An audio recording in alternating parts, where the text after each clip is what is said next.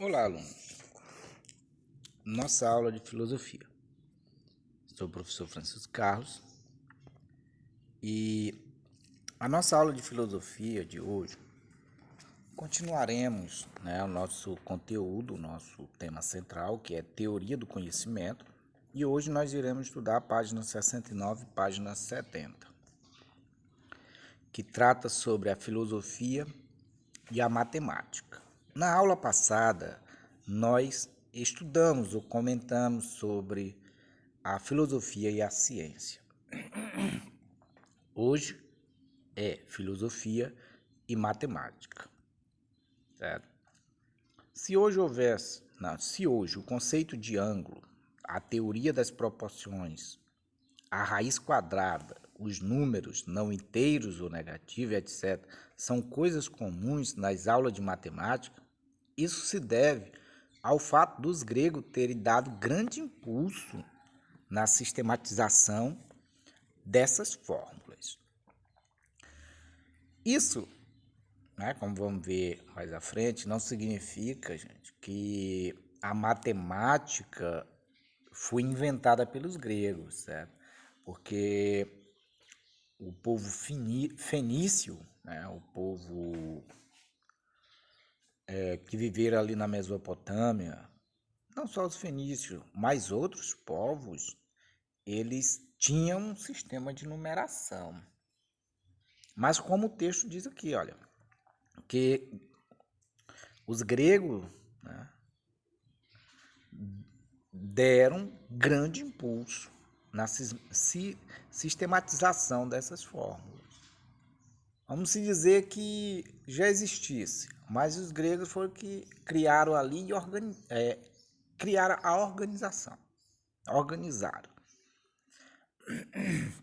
Sendo que outros, os próprios gregos, criaram várias fórmulas.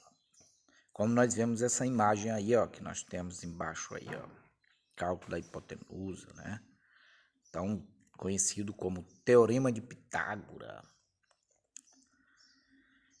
Nós temos o lado A, o lado B, e nós temos o lado A, B e C, onde há a hipotenusa. Então, os gregos, eles fizeram essa sistematização. A filosofia começa com a tomada de consciência sobre os limites da experiência na obtenção do conhecimento. Então, esse é um conceito onde a filosofia começa, no caso, ela começa ali com uma tomada de consciência sobre os limites da experiência na obtenção do conhecimento. Isso tem como base a questão do questionar. Entre os gregos, a filosofia começa com uma tomada de consciência sobre os limites da experiência na obtenção do conhecimento. Essa também é a preocupação que dá corpo ao desenvolvimento da matemática grega. Em outras culturas, o processo de construção do conhecimento matemático deu-se de maneira diferente. Sabemos hoje que entre os babilônicos e egípcios, por volta de 3.500 a.C., já existia um primitivo sistema de escrita numérica, certo? Porém, é na Grécia que se verifica um surpreendente nível de abstração de problemas matemáticos, culminando na obra de matemáticos como Euclides, que viveu por volta de 300 anos antes de Cristo. Viveu por volta do ano 300 antes de Cristo. Então, como comentei, havia sim essa questão da matemática, sistema de numeração, antes dos gregos, ou pode ser até na época paralela, mas foi antes, vamos dizer, no período babilônico. Os egípcios também já tinham seu sistema de numeração, os babilônicos. Só que foi ali na Grécia que teve, assim, como já foi falado, uma sintetização. teve ali vamos dizer, foi criado fórmulas para se resolver problemas.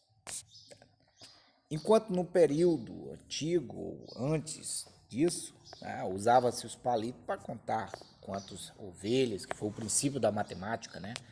Por exemplo, a pessoa estava ali cuidando de animais, aí eles pegavam as pedrinhas e conferia. Tem tantos animais, então colocaria ali tantas pedrinhas. Na hora de conferir, na hora de ir para casa, fazia o inverso, tirava ali daquele monte de pedrinha. Se a quantidade de animais que passasse ali não correspondesse à quantidade de pedrinha que ele tinha colocado, então estava errado, né? Estava alguma coisa faltando.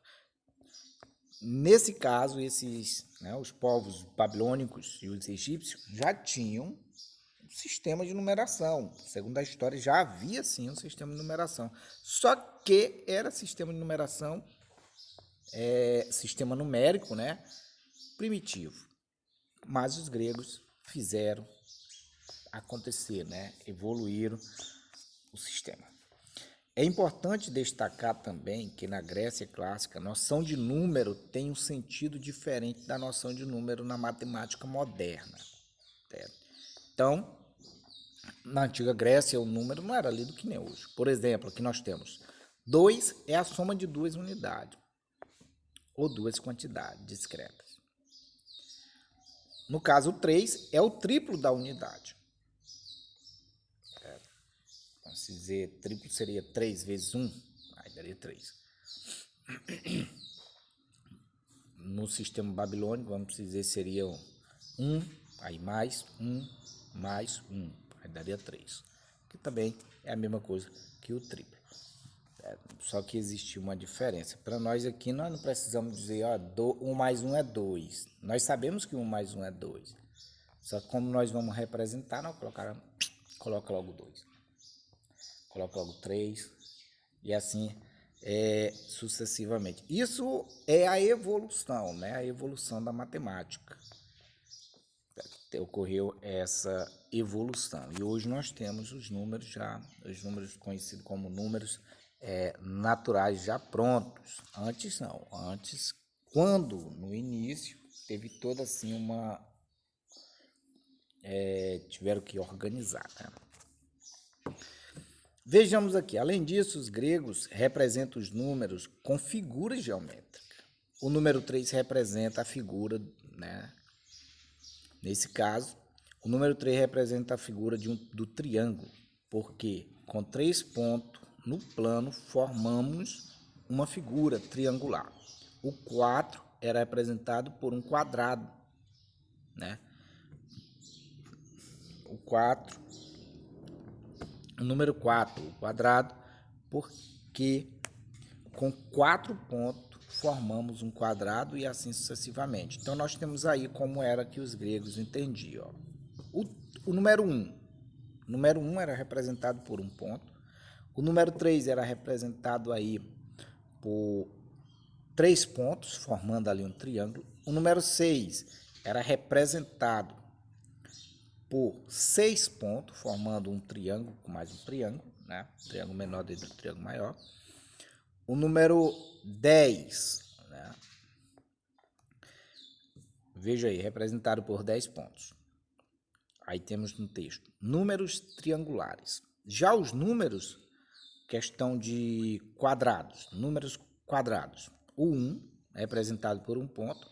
O 4 era representado por 4 pontos na forma de um quadrado. 9 era representado dessa forma aí, nós temos 2 quadrados. Certo?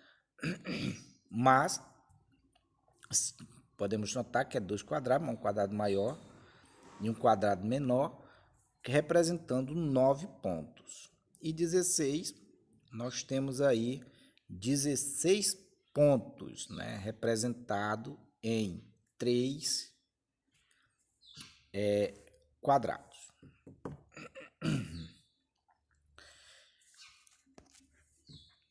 E aqui nós temos a nossa atividade. Pesquise a relação entre a filosofia e a matemática. Pesquise e comente a origem da matemática. Não precisa ser uma coisa muito grande. 4 linhas tá bom. para cada resposta. E bons estudos. Qualquer dúvida nós estamos à disposição.